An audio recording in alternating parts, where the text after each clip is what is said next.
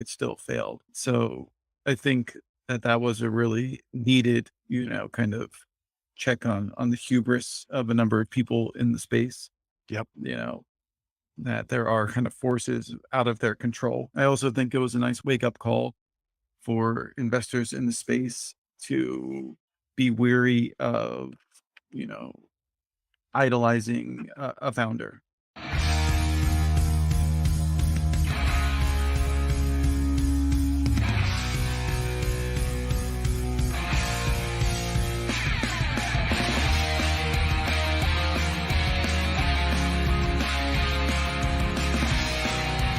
Welcome to Mission DeFi with Brad Nickel, where we explore projects in decentralized finance that are innovating and driving our mission of financial freedom forward. Thank you for listening. If you like what you hear, please subscribe, rate, and review Mission DeFi and spread the word by posting a tweet to the show. All opinions expressed by Brad Nickel or his guests are their opinions and do not reflect the opinions of Black Knox, Material Indicators, or any other affiliated organizations. You should not treat any opinion expressed by Brad Nickel or his guests as an inducement to make a particular investment, follow a particular strategy, or become involved with any project. A project being featured on the show is not an endorsement of that project in any way. This podcast is for informational purposes only. Now, here's Mission DeFi with Brad Nickel. All right. I am excited today to have one of my favorite people in DeFi, who's also the founder of one of my favorite projects, Scoopy Truples of Alchemix. And I'm going to let Scoopy introduce himself briefly, kind of give us an overview of what Alchemix is. And then we're going to kind of climb into where the project is with version 2 and talk about some other topics in general around DeFi, et cetera. So Scoopy, thanks for joining us. Excited to have you back on for a second interview and look forward to getting an update on Alchemix. Yeah, thanks for having me on, Brad. I'm happy to be here. So for those that have been sleeping under a rock, can you give us an overview of kind of what Alchemix is, what it's capable of, and how people can and are using it today? Yeah, so Alchemix is a CDP platform similar to something like a MakerDAO or like something like a Liquidity USD or something like that, where you can post collateral and then use that to borrow crypto based off of that. Except we're a little bit different. With MakerDAO, you can post any number of collaterals and then borrow their stablecoin DAI. Alchemix, we restrict the deposits for borrowing ALUSD, our stablecoin, for other stablecoins. And same thing with ETH for ALETH, which is our ALETH, or which is our Ethereum synthetic token. Only ETH-based tokens that can borrow that one. And the reason we do this is because by having mirrored assets, we can ensure that there won't be any liquidations for our users. And then Alchemix on top of that puts these deposits, or these collateral deposits, to work in Yearn and other places in DeFi, and then uses the interest and the earnings from those to repay your loan. So repay your debt in the system automatically. So people that make a deposit into Alchemix can take out some amount relative to whatever they're putting in, um, and then take that out, use it for whatever they choose, trading, Mhm. yield farming, buying a car, boat, dog, Yeah. whatever, and never actually make a payment on that loan, never worry about getting liquidated, and get all of the money they originally deposited back in some span of time later on. Yes. Eventually, yes, that will happen. So you can basically get an advance on your future yield in Alchemix.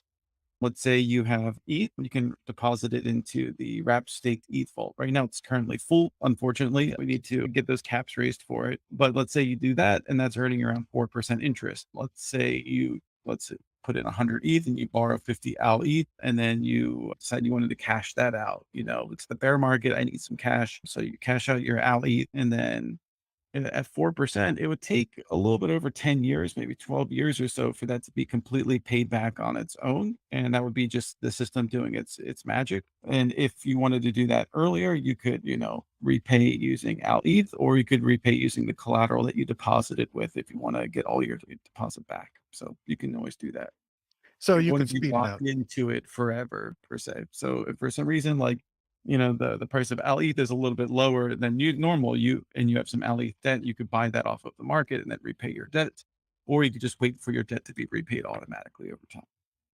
So in other words, there's options. You don't necessarily have to keep your money locked up for 10 to 12 years. You can Yes, get out of yeah, it sooner. And yeah, there is the potential that yields fluctuate and that may potentially speed up or even slow down over yeah. time.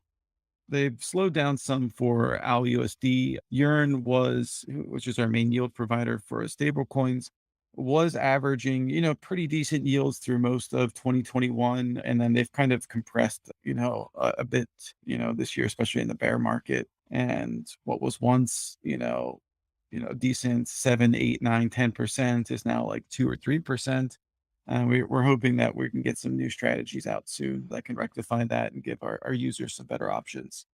And that's part of the version 2 of Alchemix, which had recently launched.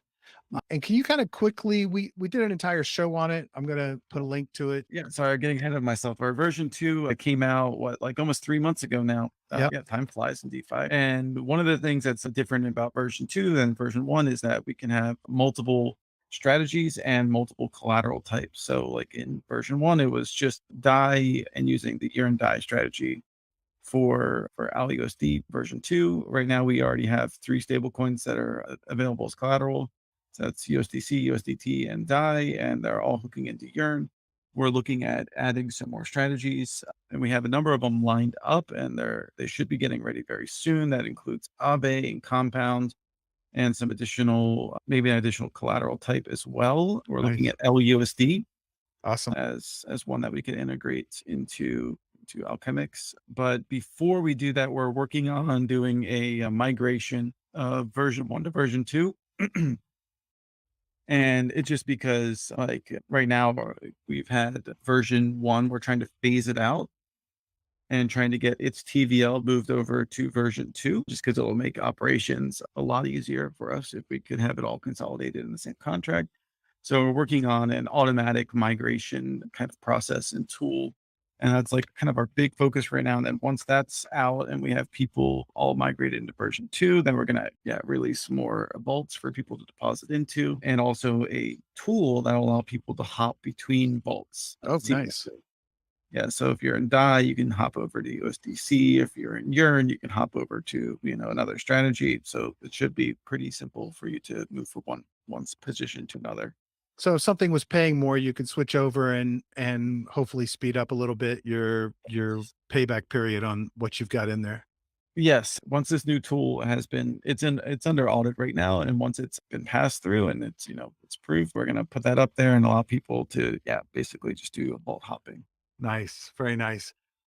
The other thing I know that came about with this newest version is deploying on some other chains. Right now, I think you're at the stage of deploying the primary tokens on other chains.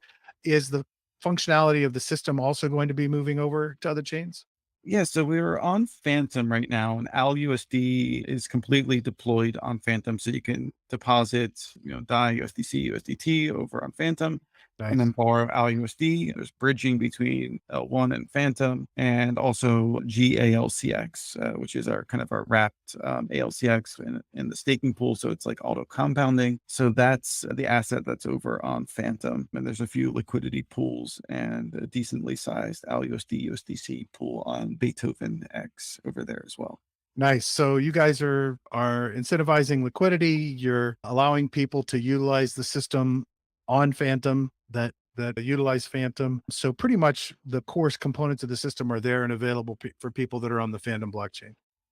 Yes. And also, we are expanding our assets onto Arbitrum and Optimism right now. We just did a partnership with a new DEX that launched on Optimism called Velodrone, which is a fork of the Solidly exchange that Andre, Ah, famously or infamously made on Phantom. So we're deploying an AliUSD USDC market there and a AlETH market there as well. And so by being one of their launch partners, we get like a V NFT. So it allows us to direct some amount of reward. So we'll have some liquidity on Optimism. We're going to have some liquidity also going on to Arbitrum as well. I'm going to be hopefully partnering with Frac and trying to get a liquidity pool set up over there with them. And then doing using that liquidity pool is then going to be necessary for some other partnerships with some options protocols over there. I'll let you guess which one.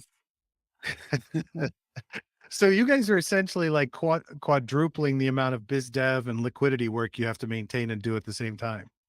Well, kind of. The amount of work that we have to do on Ethereum mainnet is definitely a lot more than any of the other chains. The other ones, it might be like, you know, a few multi-sig transactions a month to really get everything where it needs to be. Whereas like Ethereum mainnet is multiple transactions a week Sure. to hit all the buttons to make sure all the machines are working. Yeah. Yeah, I get it. Posability was a big thing that I was excited about in this version. Are you starting to experience people who are looking to see how they can make use of the protocol? Are you seeing people starting to say, "Hey, I'd like to see how I could use Alchemix in my dApp or application"?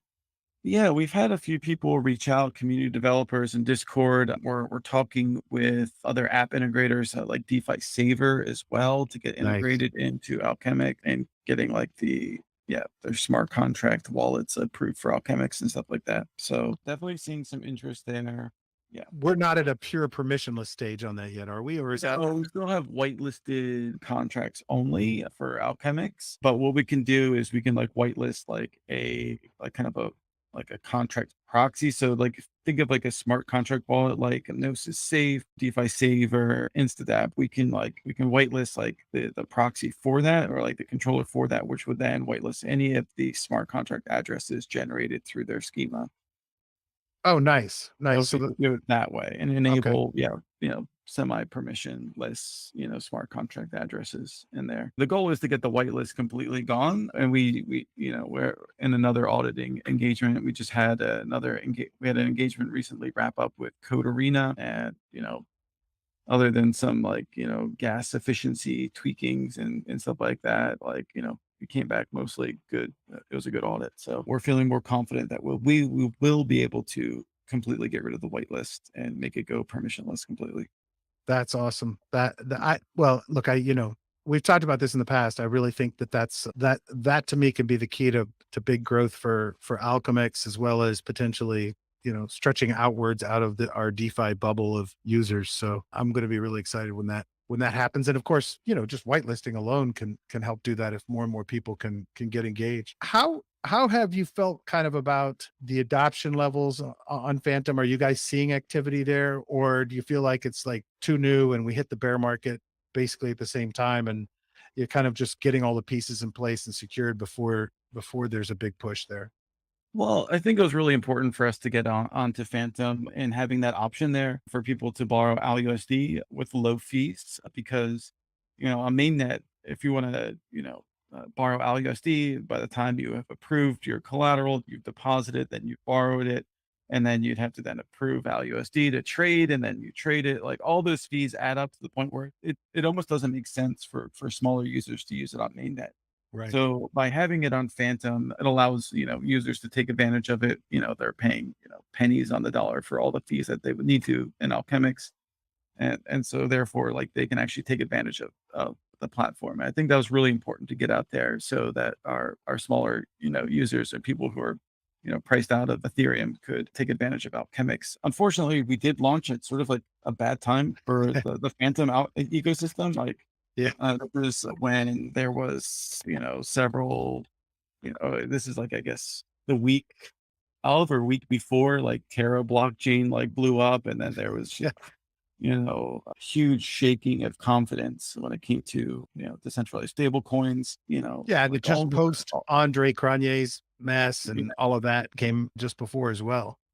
yeah. And there was also like some big liquidation fiasco from, some people like in Phantom, and there was all sorts of stuff going on the chain that was just like, oh boy, this is this is worrying. And then the price went from like $1 to 30 cents, like for a Phantom, Yeah. like around the time we launched. So, yeah, it just happened like, you know, happened Yeah. to be that week that we were set to launch that the market decided to crash. So good times. Well, look, I think we all knew things were going downward anyway, and you can't just like say, okay, I'm going to wait for the return of the bull. You've got to just keep shipping and moving and building. And The other side of that is, I think too, that kind of this atmosphere, we all talk about this all the time, that this is when people build and this is the opportunity to really kind of, put everything in the foundations into place. But I actually think it's true, right? This gives you an opportunity to to make sure you've got everything how you want it and continue to build on top of and around and outside of the chains you were on, so that when things return and we get heated up again, you're in a really good place. Yeah, hopefully that's, ideally what will happen. We've been trying to position ourselves in alchemics to be more sustainable long term in order to weather the bear market and to be positioned strong for when, the bull market returns. One way that we've done that is, by kind of being an active participant in the curve wars. And we've been accumulating these convex tokens, which allow us to vote on the curve gauge, and then that influences rewards like CRV and CVX rewards, which then incentivizes our mini liquidity pairs. And we've even gone a little bit deeper recently. So StakeDAO has released their own kind of wrapper for Curve. They've always had SD Curve. They're one of the original like Curve Wars participants, and they've recently allowed for SD Curve to be staked in something called a liquid locker, which then gives you not only like, the full three curve V curve locking, but also the ability to vote in current governance as well. And before that, the only like real proxy for DAOs to vote in curve was through the convex token, because each convex controls somewhere around like 5 V curve tokens. So you'd have to get the convex token in order to vote on, the curve gauges if you were DAO, because they prohibit smart contracts Right. from locking curve. But with stake down, they have these liquid lockers now. We could get V curve directly, essentially, just by getting curve, which ended Awesome. up being a lot more economical than getting a CVX, because CVX was at sort of a premium relative to the price of curve. And then to kind of maximize this more, if you get the staked out token, so SDT, and then you lock that, they have their own V tokens that you can then boost your SD curve that you have in the liquid locker. So we accumulated around 3 million curve and we put it in these liquid lockers. And we also acquired a nice stack of SDT as well. And we locked that. So we get around 4 million V curve voting power out of this arrangement now directly. Nice. It sounds Yeah. like it makes it a bit easier to manage. I know when when I saw how much you all were doing in the liquidity wars, that one of the things that came to mind for me was, man, this sounds like such a complex mess to manage and keep track of, and It is. excuse me, and pay out the bribes, and deal with all the complexity of all of the players that are trying to do the same thing. How do you guys structure and manage that? I mean, is that like something like where you're just like managing it all day long yourself, or you're working with members of the community? How do you guys manage it? Well, we have a DAO where we have like sort of like committee and policy that goes towards like directing how much we spend in these bribes and things like that. And so it's a relatively simple process. The bribes happen like every 2 weeks, and it's just a matter of queuing up some transactions. Instead of sending tokens to a reward contract, you send them to this bribe contract. And instead of like you having your own liquidity pool, giving out your own tokens. It's, there's a pool hosted by Convex that's giving out Curve and CVX. So you're just kind of pushing or outsourcing the incentivization to another protocol Right. by incentivizing that protocol directly. Do you guys And set then to have Go ahead, like sorry. there's a multiple in doing so, like by bribing on Convex and by acquiring this curve, you can actually save money on emissions than by Mm. emitting your token directly. And that's the point of doing this, is that if there was no, kind of multiplier on these rewards, then people wouldn't be bribing and people wouldn't be trying to acquire these tokens and stuff like that for their DAO. But because there is such a value there, then that's why, these are such sought after assets. Yeah, that can definitely understand it. Do you kind of set goals for where, you want the protocol to be in terms of liquidity, or how do you think through that and deciding how much you're putting out versus not? Yeah, so I mean, when it comes to it, like how much liquidity that we're trying to incentivize, is that we're just looking at how much that we have versus the rest of the market, and then trying to get a rate that's comparable to other coins, sort of like in our classification. So if you look around at other kind of decentralized stablecoin meta pools, convex, all of them are getting somewhere between 6 and 8%. So if we're in that range, then we're, competitive enough that it's not worth it for somebody to switch to another pool, if that makes Got it. sense. Yeah, yeah. If we fall too far under it, then that switching cost will be worth it for them. It just feels endless to Yeah, me. and it's tiresome for sure. We're trying to work on some stuff on like eh, behind the scenes, and maybe some new protocols and like contracts that will actually help simplify this quite a bit. Well, it certainly seems like there'd be a demand for tools that could help treasuries, help projects manage that. So I can definitely expect that that's something that's coming. Mhm. Yeah, That's cool. it's like there's a lot involved in trying to balance a peg and stuff like that. Alchemix has another tool in its toolbox as well. This is kind of a newer one. This is an evolution of the transmitter peg stability module that we have, and this one is called Elixir. So basically, instead of having there be this kind of like slow swap over time, like the transmitter was, that could guarantee you to get an exchange rate for AliUSD or Ali. What we do now is all of the excess and overflow that would have gone into the transmitter now goes directly into our curve pool.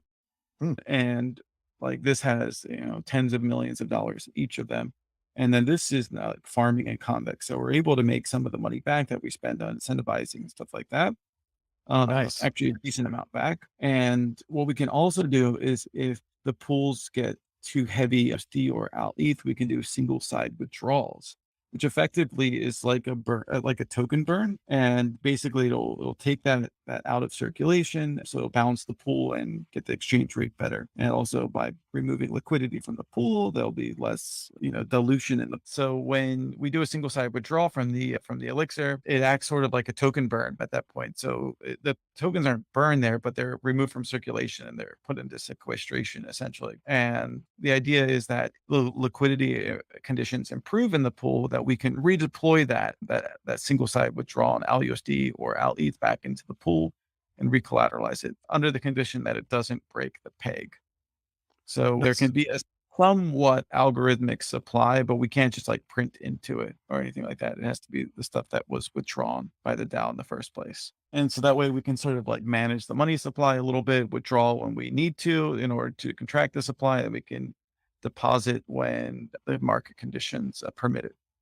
And that way we can that have this balance of 3 curve tokens and ownership of the pool, which gives the pool some more stability because, we have like a long-term market maker in it that's aligned to the needs of the peg. And then we can also, earn off of it through staking in convex, which then allows us to then acquire more CBX and more CRV, which allows us to then continue our incentives and deepen them for the users of the protocol.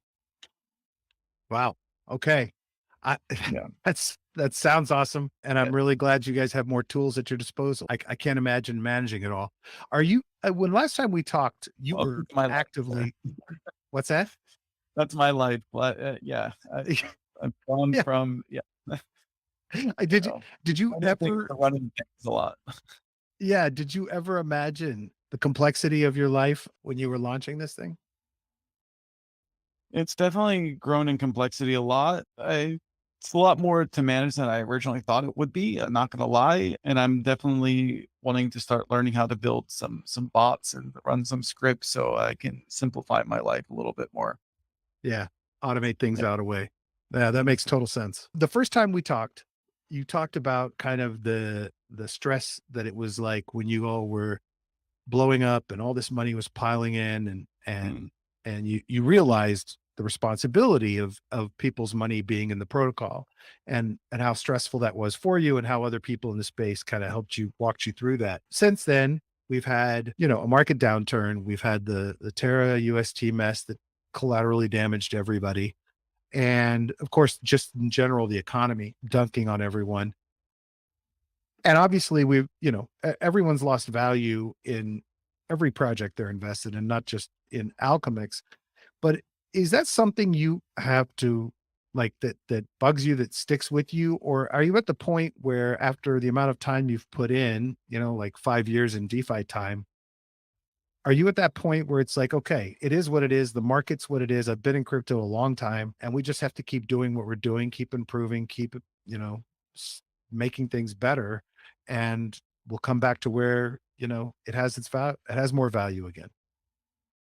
I mean, yeah. I mean, we're long past the days of like, oh my god, I'm freaking out. Like we have so much money coming in, stuff like that. Like, Sure. I've learned to live with it. Also, our dev practices, reflect our seriousness and stuff like that. We're very conservative bunch. We're not a ship first and ask questions later type of operation. Sometimes like our progress is slowed down because of our commitment to security so much that I get frustrated by it. But I also understand, like, if our engineers don't feel 100% comfortable, then I should listen to our engineers. Yeah, makes sense. Yeah. So even if sometimes I want us to ship faster, I have to be patient because, if we screw up with people's money, then that's it, like Yep. we have no business being here if we can't, be a good custodian of funds. So Yeah, and it's harder in a bear market too. People are less forgiving, I think. yeah, definitely. Because money's not flowing, you can't just make it all back if you get, messed up like in an incident. Yeah. Whereas like in the bull market, yeah, okay, lick your wounds, you'll be back, you'll be fine. At a bear market, that could wipe you out. So, just trying to, be very careful with people's funds and make sure that we don't make any bad moves that could hurt the protocol and damage it and stuff like that. So, because we're so conservative, I'm not really worried about us blowing up or things like that because we do take a lot of measures to assure that we don't blow up. And as far as like developing in DeFi in this atmosphere and stuff like that, it's you know it is like it kind of sucks to have price go down. It's definitely like not as fun when your Sure. token price is down in the dumps and stuff like that. But at the same time, like like I believe in DeFi and what we're doing. And a lot of the stuff was super depressed in Ethereum in 2008, 18, 2019, even early 2020, but builders kept on building and the protocols that distinguished themselves in those times did really well for themselves and got Yeah. labeled as blue chips and things like that. And, saw massive growth at TVL and adoption. And I think that, builders just need to keep their heads down and keep on building and make improvements to the protocols, get the user experience better, move transition things more and more to layer twos to become more accessible to more users, and just hardening protocol, yeah, making them sustainable and yeah, improving their tokenomics, all that fun stuff, and we're doing that at Alchemics for sure. Like work on V2 is ongoing. We're working on building out our DApp and increase and improve tokenomics, which is like kind of like a hybrid V tokenomic model we're working on. It's got some different iterations and improvements that we like, to the V token model that's popularized with Curve and other applications as well. So we're going ahead. We're moving forward. Nice. We're hoping that we can just kind of build our way out of this and improve the fundamentals, and the functionality of the protocol, increasing our stability or sustainability rather. Yeah. And just positioning ourselves well, that we can survive through the bear market and hopefully get our protocol in really good shape, and be one of the star players in the next round. Yeah, absolutely. That's something we haven't touched on was the new tokenomics that you just put that out like a week ago, right? Or so. Yeah, it was about a little bit over a week ago we published it. Can you talk a little bit about kind of the goal of it, how it's going to function, and kind of what's the advantage for the protocol and how users will be able to participate with it? Yeah, so we're doing a V tokenomic system and it's not completely finalized exactly what it's going to look like, but one of the leading candidates we have right now is kind of learning from the balancer and their model for their V tokenomic system. And theirs is a little bit different. Instead of just locking the governance token for, however many, years, it's like, I think balancer's 1 year max lock. Instead of just locking the governance token, they lock a liquidity token that's 80% balancer, 20% E. And then that liquidity token then gets locked for up to 4 years and then becomes, or I think it's up to a year and becomes VBAL.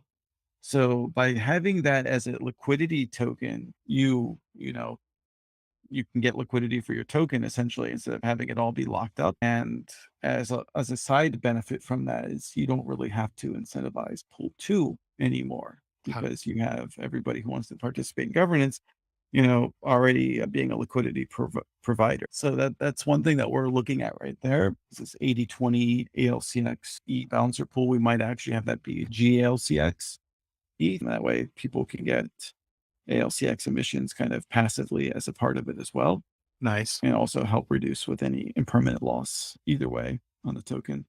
So that would be one way of us doing it. The other one would just be to use GLCX. So you would have this auto compounding token in there. I think I'm leaning towards the liquidity pool token idea because one thing that I've noticed with tokens with the V token is that so much gets locked in the V escrow system that there's not a whole lot of liquidity on dexes for the token. Like, so Ah, even with Curve, which is like a close to like $1 billion market cap token, if you trade more than like $1 million worth on a dex or even a centralized exchange, you're going to see like multiple percentage points of slippage, wow. which is rare for, a token with a high, price like Curve.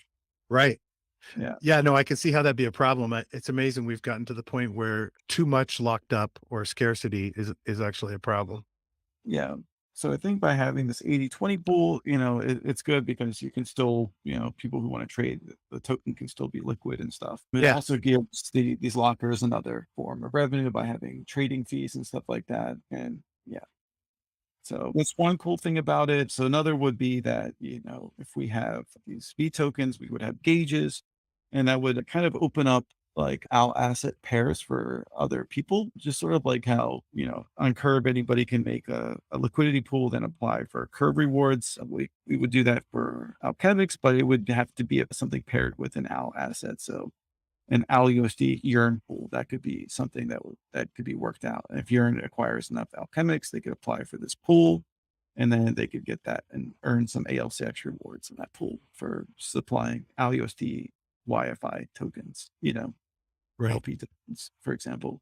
So there would be gauges, also the ability to vote with them as well. So you could apply for gauges and you could vote with them just like on Curve and other similar gauge systems. And then since we have so much convex and now staked out Curve tokens, we're going to have a meta gauge that allows VLCX holders to vote on, how much that we vote for, let's say, Al USD3 Curve versus Al ETH Curve LP versus D3 Curve LP or any other Curve LPs that we have a gauge for, allows them to vote for it. So that way that whole process becomes decentralized and up to the will of the token holders. Wow, that sounds great. And Yeah. how did people react to the proposal or to the document you guys posted? Yeah, overall, it was a really good reaction. People were enthused by it. I haven't gotten to the best part yet, though. Oh, go ahead. Sorry. Yeah, but wait, there's more. But Okay. that's not all. So I was talking to you earlier about how like the AMOs or the elixirs were earning CRV and CVX. Right. So a portion of that would then get sold for ALUSD and ALETH, and then would be then become boosted yield for only VLCX holders Oh, in the future. wow. So only they would get boosted yield versus everybody right now.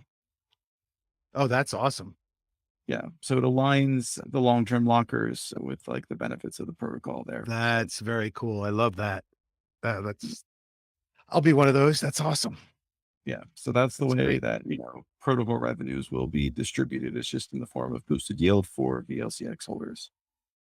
Do you guys expect that the functionality will first be on Ethereum mainnet and then will it only be there, or will the entire kind of functioning of the protocol eventually evolve to be on multiple chains as well? The kinds of things we're talking about with tokenomics and stuff. So with this DAO stuff, initially targeting Ethereum mainnet, we're going to try to allow for delegation and gasless voting as much as possible Right. to kind of ease the UX for users and stuff like that. And if there is a good multi-chain solution for doing governance and stuff like that, then obviously we'll go and pursue that. But I think for now the focus is on shipping and getting this out, and we can deploy it with an upgradable proxy or a modular pattern that will allow us to upgrade it in the future. So Yeah. if we Well, do like a multi-chain kind of component to it, that we could. yeah, I could see that it could be really complex to deploy anyway. Multiple chains eventually you could, but yeah, make sure it's working and doing what it's supposed to do first. That's great. All right. Did we miss anything else on what's kind of going on with the project right now?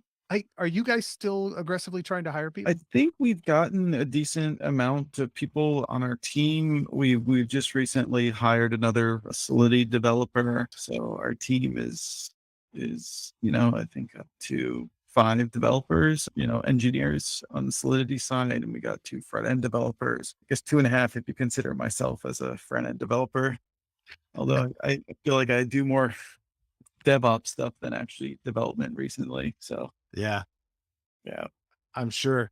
That's actually, I mean, for as much as you guys are doing, that's pretty impressive for the size of the team you have. At least it is to me from just kind of outside. I know you think that you're sometimes frustrated by being more conservative or waiting till, everything's kind of kicked around and made sure it's safe. But it sounds to me like for the number of developers you have on the team, you guys are incredibly productive.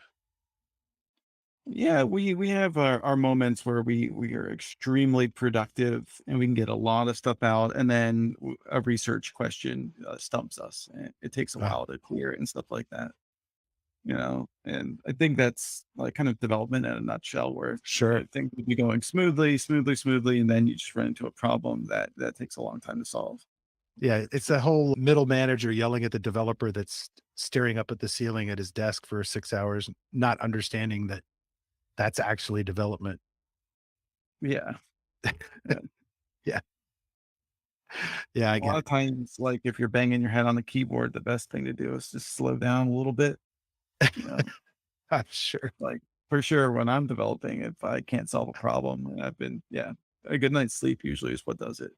Yeah, step away. No, it makes total sense. Okay, so anything else coming we should talk about? Any partnerships or integrations, anything exciting around the bend that beyond all the things we just talked about that you wanna bring up? I mean, we talked about the Vela drone, we talked about deploying on the Arbitrum. Yeah. So, We're good? like, I think we're good. Don't have anything else that's, I think, close enough to being a done deal to really to share at this point. Cool. But yeah, we talk to a lot of teams and a lot of developers and stuff like that, and some plans shake out and we end up working with them, and then sometimes they just kind of fall through. So Yeah. yeah, And are you still kind of managing biz dev? yeah, I've got a lot more help with me now. We have like Good. a sub now where like there's about 4 people now that are kind of formed a committee, and they're taking care of a lot of the stuff. Like the last 2 gov proposals, when they were posted on the forums and snapshot, I was like, oh, this is a surprise to me. What's going on here? That's It's awesome. good to see. It's good to see them being very autonomous and how they're acting and stuff like that. I love it too. It takes a load off of me, and it's good to see the protocol evolve where there's active members taking ownership of it. So that's very heartening to see. That's great. Well, actually, Yeah. that's a great lead in then to kind of a next quick series of questions I wanted. Yeah. I've been trying to get you and some other leaders in the space and together to hold panels on kind of what founders starting out in the space or even founders that haven't hit the same problems that you guys have hit or the same things that you've had to deal with to try to, part of the goal of the show is to try to get to be some educational value to kind of the startup side of it, the founder side of it, the project side of it. So I got a couple of things I wanted to ask you about. If we run out of time, we'll hit them another time. But, talking about the fact that you now have a sub DAO that's putting forth proposals that you don't have to be as heavily engaged all the time with some of the topics that are needed to manage the protocol, you know, what for you throughout this process ha- have you learned or had to change behavior or mistakes you've made or things that have worked in kind of getting community governance and engagement to work the way you want to?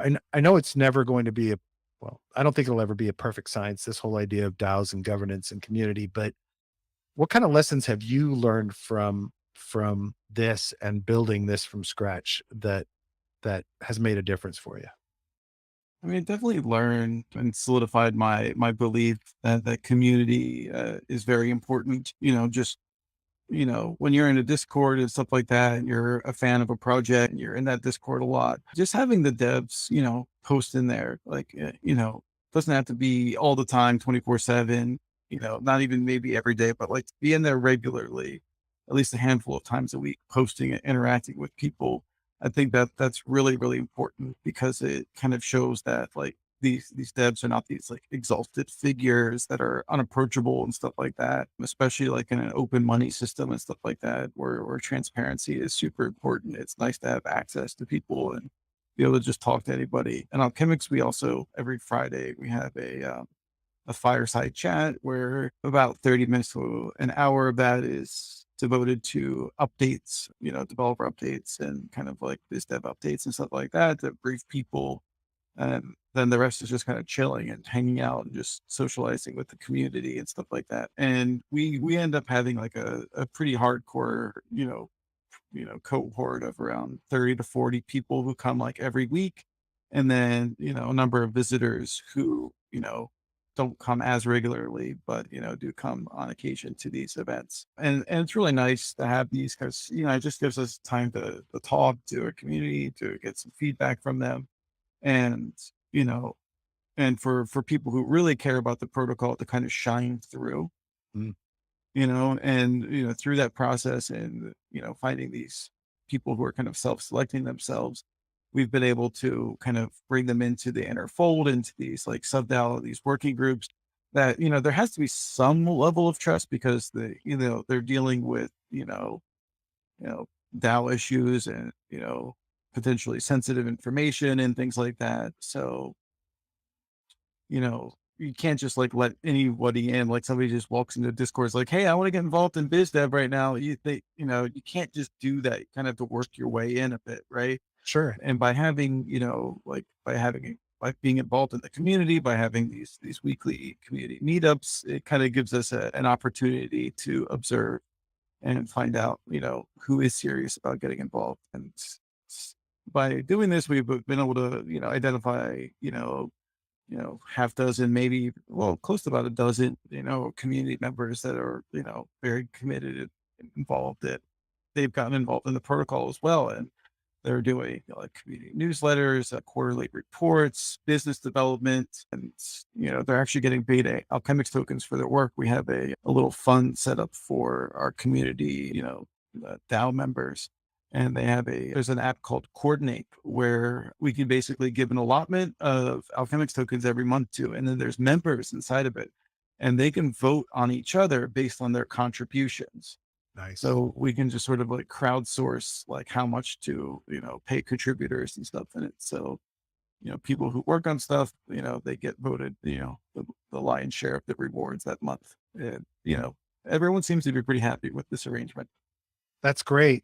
And, Yeah. it's funny because I see these tweets occasionally from people basically saying that, you know, governance is a failure and decentralization through governance and DAOs is never going to work and it's a total hot mess. And for me, it's really strange because I've seen projects like yours and others where this whole evolution is certainly has errors and problems and hiccups along the way, but I don't get any sense that of failure. Now, I mean, certainly there are projects that have failed and probably bad community engagement and management is a part of that. But I mean, I have to believe that you feel like the way it's working for Alchemix so far and this kind of move that you're making to decentralize the protocol seems to be, successful to the point of where you are. Oh yeah, it's not perfect. There's definitely some trust assumptions in our current, governance model and regime. We have like, snapshot voting and then multi-sigs that execute, kind of like the will of what's voted for on snapshot. So, it's not the best, most pure system at this current moment, but whenever there is a moment where we need to adjust something or make a change, or there is controversy, then it goes through the government's process, and that way we can discuss and come to a better consensus about what to do as a collective, and then you know, and then lend some legitimacy to that action once it, it's been approved. So I think that's all important, even if, some might, hand wave it away as like, decentralization theater, and I understand those things out there. There's purists out there, and, and our goal is to become eventually a platform that is, where the governance is completely handled autonomously without the need for human intervention, and the protocol can be run without need for human intervention and be completely decentralized in that way. But we're not there yet. Right. Right. And I don't think anybody is. Yeah.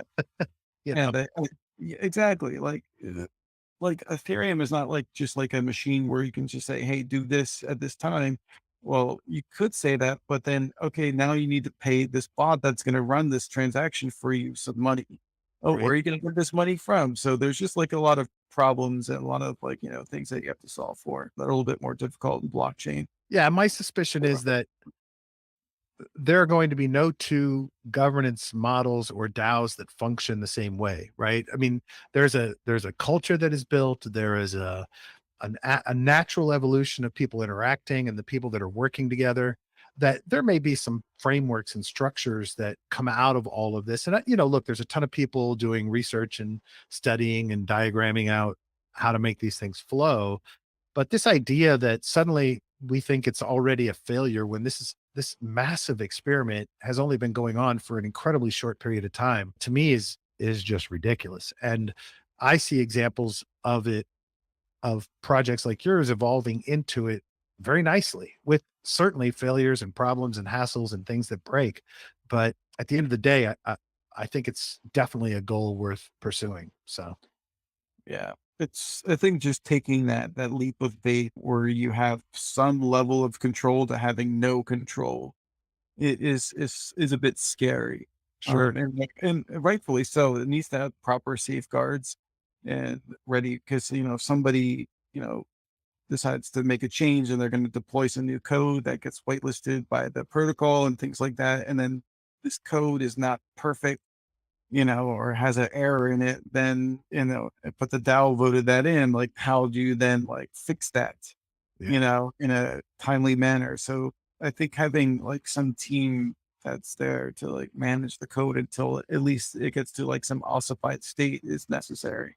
That makes total sense. Look, I mean, we've seen examples of attempts at pure on-chain governance failing. I mean, Beanstalk, had an exploit from that. So we know that there are problems. But the other part of that is I'm a firm believer that our failures and our transparency are the things that make the next step better and stronger. So I'm glad to see you guys are doing it. And I thought one of the things I took out of what you said initially is kind of this humanizing process of engaging with people in the community. And I think I see a lot of projects that don't realize how critical it is for those relationships to happen. Even if it's just people observing and watching you talk in a session, in a group session, but knowing that they can talk to you and Mhm. feeling like they get to know you better, to me is a really critical part of it. I mean, we talk about in social media, the kind of the inflammation and of the culture wars and the political wars that happen. And that often happens between two people that have no commonality or connections together.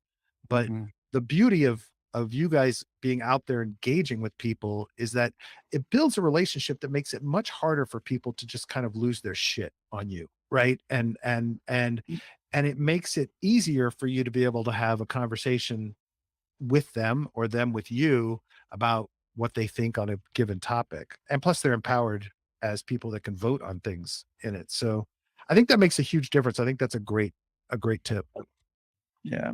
I mean, we have a very light moderation policy on our Discord. Like, and the whole idea is that we don't ban people unless like they're just like a scammer or a spammer or something like that. Right. Somebody can FUD, they can, complain and say all the stuff they want to, but we don't want to actually kick them or remove access to the Discord, because there might be some really important information for them if they're a user of the platform. Sure. So worst case scenario for somebody who's like a nuisance is we'll mute them so they can still read everything that's going on. They just can't, post and stuff like that. And that even then, but the mute it's like, temporary. They Right. get put into a jail and they can plead, their case to be able to post again, but they can still see everything. So we don't want to ever restrict that access. So people, yeah.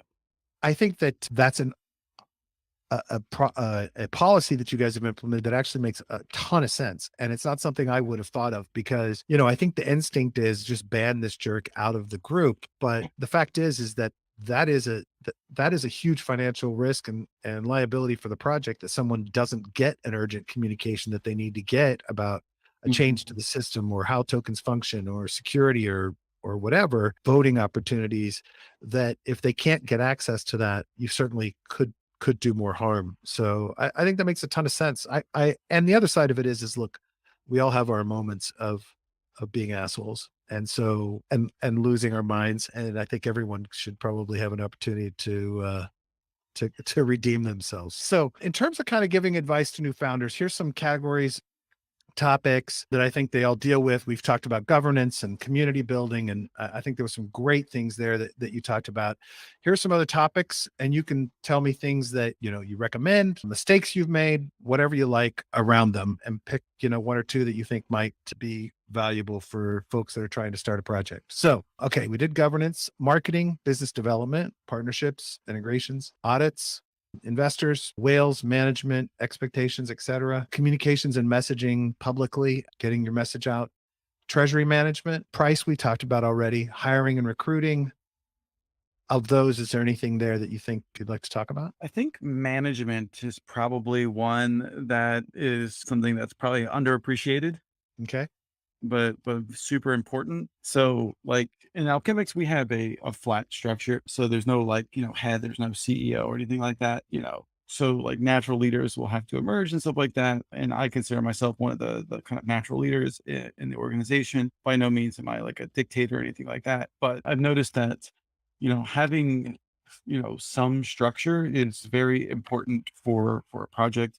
People need direction, they need to know what they need to be doing and stuff like that. And just having like a collective of individuals working together under like without any like, larger umbrella of leadership is a recipe for disaster. So we've had to, kind of like reorganize ourselves at times in order to get ourselves more efficient as a team. But the other aspect of that is that you need to keep people happy, because happiness is kind of a key for getting productivity out of your team, and especially coders and stuff like that. And like that's always a balance you have to keep, because like if you push people too hard and have them do too much, they're going to start burning out and it's going to affect their mental health. So you always have to kind of like balance the need to ship and stuff like that, and the importance of shipping, but like also understand that there's like a lot of pressures on the developers, in terms of speed of shipping, quality of code, but also security. Like you don't get a do-over as easily when you're deploying code on Ethereum as opposed to like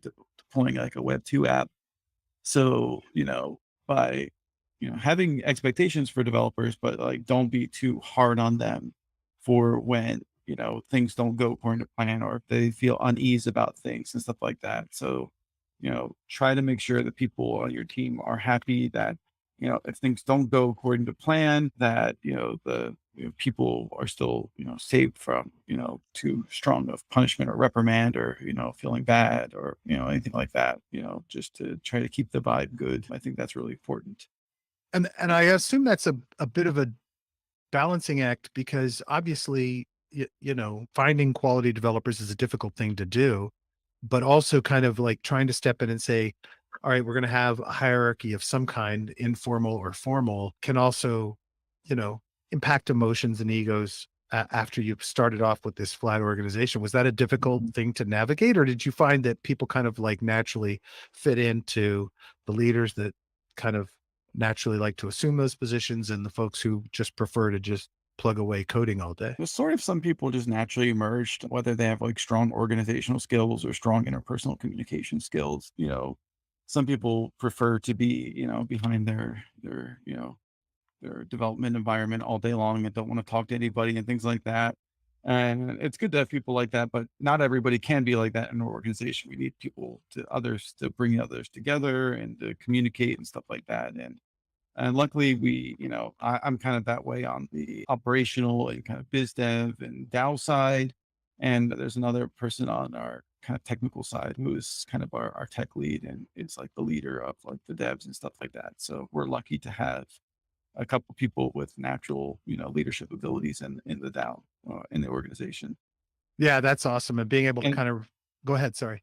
oh yeah, and it doesn't seem like there's like ever like any like major ego battles or things like that. Sometimes, I want something from the devs, but they're just like, we can't give it to you. I'm just like, okay, fine. But other than that, there's like no real like, major ego problems or anything like that, because people seem to be pretty happy. Like the guy who steps up as the lead role, the organizer of development, like, that's fine because now the other developers want to do that, you know? Yeah.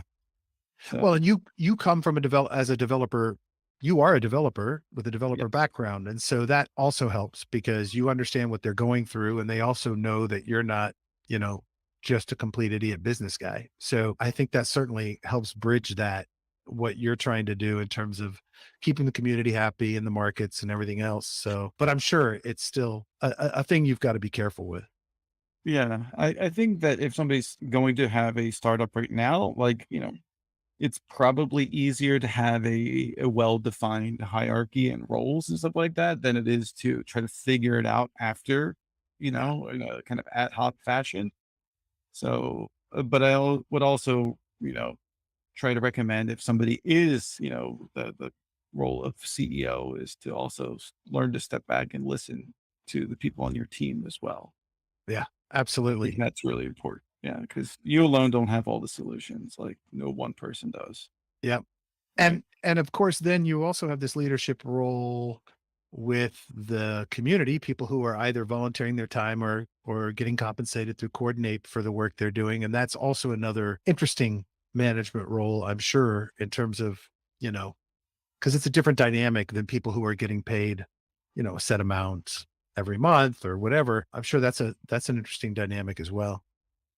Luckily, the people in the coordinate groups, they're very self-sufficient and self-start. Nice. Like we're really lucked out that people, they're happy to do work for the DAO and stuff like that. Just they kind of do it part time, as a hobby, so they see it just as a bonus for whatever they're doing. So I like that. Yeah.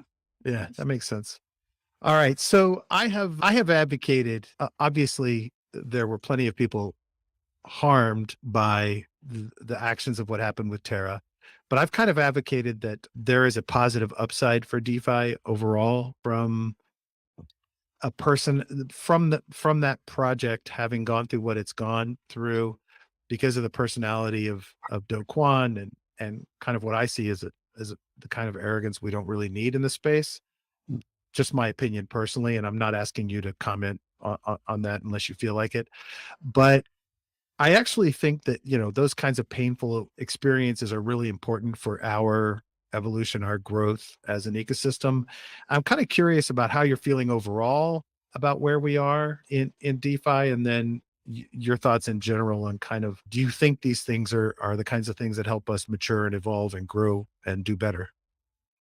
Well, I definitely think experimentation is important in the space and that we should continue to experiment, but that we should, treat it like it's science and learn from them as well. Like, and we know that for a fact now that this model from Terra does not work, like unequivocally, even with support from major funds and market makers, you're doing everything in their power to, make the system work. It still failed. So I think that was a really needed, kind of check on the hubris of a number of people in the space, Yep. you know, that there are kind of forces out of their control. I also think it was a nice wake up call for investors in the space to be weary of, you know, idolizing a founder, you know, Yes, absolutely. because like the urge when your token is pumping and you're on top of the world, the urge to be an egomaniac is there. Sure. Like when like you get into a mania, you definitely do. Like your whole mindset changes Like imagine like there's somebody who's like, truly like clinically bipolar, they go through long periods of depression and then like this 2 or 3 week burst of mania where just they feel like they're invincible and the happiest they've ever been. And then they start making really poor decisions because their mania is out of control. And when your founder and your token is pumping and you see your net worth just like skyrocket, like that is what happens. Like Yeah.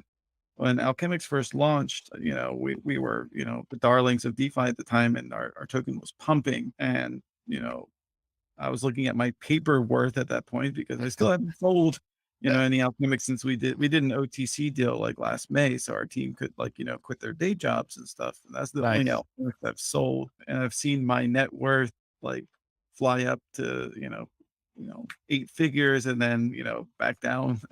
Dude, So, man, that's painful.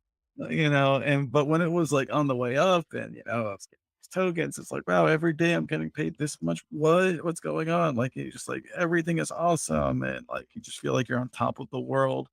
And I definitely noticed that, like, if I look back to my posts at those times on Twitter, I'm a little bit more arrogant than I normally. And I can't imagine what would happen to somebody if their protocol goes into the multiple billions or maybe even $100 billion range. And now you have 10 figures of personal wealth yourself. Like, what happens to you and your brain and your psyche at that point? And I think that, that feeling of invincibility kind of comes with it. Like I can talk to anybody any way I want to talk to them. It doesn't matter. I can, do whatever I want to because I'm like, I'm on top of the world. But then, you know, it's important, I think, for people in that position to kind of, take a step back, Yeah. relax a little bit, maybe realize that they're not invincible, they're not infallible. Because reality will slap you down quick, Yeah. if you're too arrogant or, Well, and that right. level of arrogance is when you make the miscalculations because you think you can't be that you're invincible, that you're 16 feet tall and nothing can hit you. So you just assume that everything you do is brilliant, right? Yeah, exactly. And hopefully, Do Kwon can, chill his ego a bit and learn from it and humble himself. And, if he is, this well-intentioned builder as he wants to present himself to be, then prove it, right? Right. Stick around and put your best foot forward and listen to people. And, I think that if he does that, then people in this space are very forgiving and they definitely like a redemption story and stuff like that. I'm afraid that this is not going to happen because based on what I've seen with I'm Luna not 2, holding my breath. it's, sort of seems to be less, about making the right decisions and just making quick decisions. Yeah. Because you need to act, right?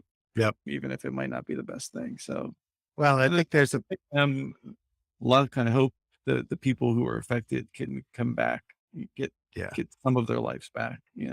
Yeah, me too. And look, again, I think there are lessons for those investors as well. It's Yeah. like you said, the idolatry is out of control. We saw the same thing with Danielle. We've seen it over and over again. Is that this worship of people to the point where people were like aggressively attacking people who were providing in-depth analysis on the problems with the protocol, things that should have woken people up. That's a level of hysteria that's really difficult to overcome once it builds to a swell like that and people are making money. So I think that's a really valid point. I think another thing that comes out of this is having people around you, either within the community, other founders, whatever, that can, you know, call you out and bring you back down to earth and that you're willing to listen to and respect. I don't know if Mhm. that's always possible when the ego is exploding, but I definitely think it can help to have mentors or have other people that are peers that can help you say, hey, wait a minute, dude, you're like really out of control. In this particular case, it feels like this was a part of the personality prior to the explosion, but Mhm. you know, anyway. how do you feel? So it sounds to me like you're positive, you're building, you're excited about kind of what's coming in the future. And, just like all of us, you have the reality that these things go up and down, and there'll be another up again. Yeah, I mean, it's all cyclical and stuff like that. I wouldn't say history repeats itself, but it's more like a spiral or a fractal. Yeah. It'll rhyme. And I think that we'll see, just as we saw projects were grossly overvalued, at the height in 2021 and stuff like that. I think we're going to see a period where a lot of projects are grossly undervalued, and Yep. there'll be a lot of opportunity for value investing there. Yep. you know. But again, that's really up to the whims of what Bitcoin and ETH decide to do. Yeah.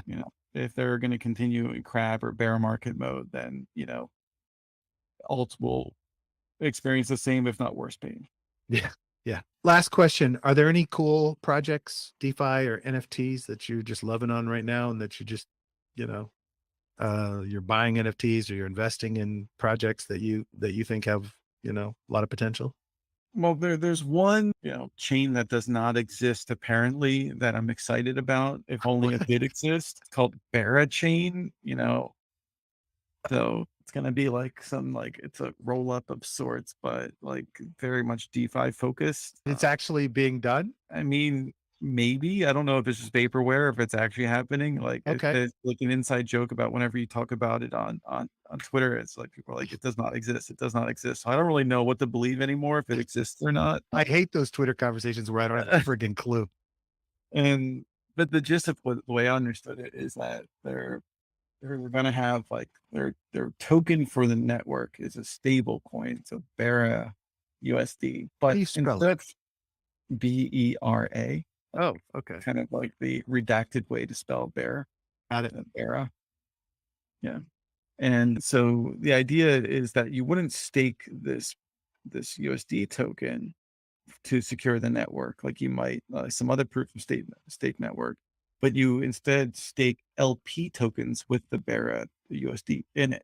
So, and then those then become, acceptable or whitelisted bonds for nodes to run their system.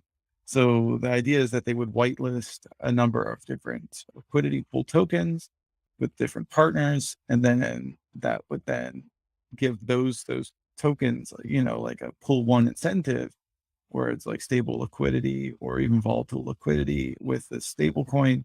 And then that becomes, the node bonding tokens. So you solve a lot of the liquidity and liquidity incentivization problems. You get liquidity for this the stable coin for the chain. And you also you help partners by giving them liquidity and stuff like that and incentivization for it Wow. as a part of the protocol, like the base protocol itself. So I think that's all really cool. That sounds incredibly cool. Now I've got to try to figure out if it actually exists or is being built. Who knows? Scoopy, thank you so much for giving me so much of your time today. As always, you're a great interview, and I love your willingness to, be direct and honest and provide guidance to other people. So thank you very much. Thanks for what you're doing. And, we're always here to help if we can do anything to help. All right. Yeah. Thanks for having me on, man.